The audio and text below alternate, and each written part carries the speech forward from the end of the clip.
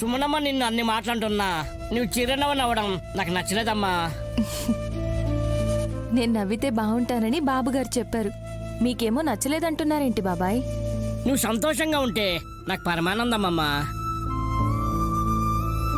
కానీ సుమనమ్మ నీ ప్రాణాలకు విలకట్టినా నువ్వు కోపడకపోవడం నాకు చాలా ఇబ్బందిగా అనిపించింది అంటున్నానమ్మా. దాని మీదకి ఎందుకు ఎక్కారు మామయ్య?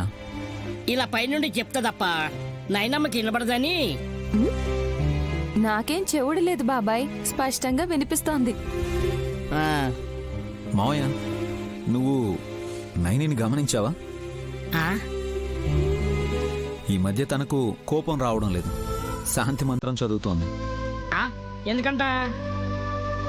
నువ్వే అడుగు నీ కూతురుని. అమ్మవారు కాళికాదేవి అవతారం ఎత్తకు ముందు చాలా ప్రశాంత వదనంతో కనిపిస్తారంటారు. అలా నైనమ్మ కూడా ఏదో స్కెచ్ వేసి ఇలా స్మైల్ ఇస్తుందని నాకు డౌట్గా ఉంది. నీకు అనుమానంగా ఉంటే బాబుగారికి కంగారు మొదలవుతుంది బాబాయ్. నేను మళ్ళీ ఎవరి మీదకి యుద్ధానికి వెళ్తానో అని నా వెంటే తిరుగుతారు. అలాంటిదేం లేదులే. ఇప్పుడు నీది గోడంలా మండే గుండె కాదు, జాలి గుండె. అందుకే హాస్పిటల్ వాళ్లకు 8 లక్షలు ఎక్స్ట్రా కట్టావు.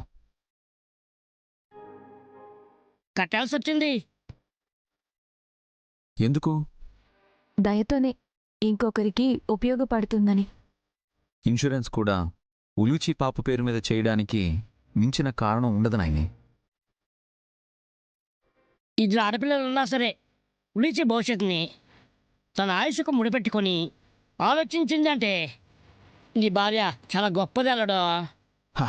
ఇంత మంచి పని చేసిన నైని ఇంకో 1000 ఏళ్ళు వర్ధిల్లాలి అని కోరుకోవాలే గాని సుమన మాత్రం ఆ మాటలు గుర్తు చేయగలడు. ఇప్పుడే ఇక్కడి నుంచి కిందికి దిగి పరిగెత్తుకుంటూ వెళ్ళి సుమనమ్మ ముక్కు పిండి మరి చంపలు వాయించాలన్నంత కోపంగా ఉంది నాకు.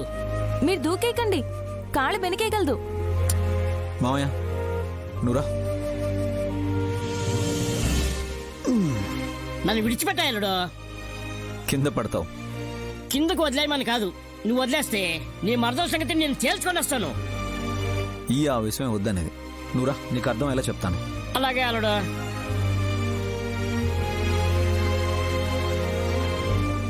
సరిపోయారు మా వాళ్ళుళ్ళు.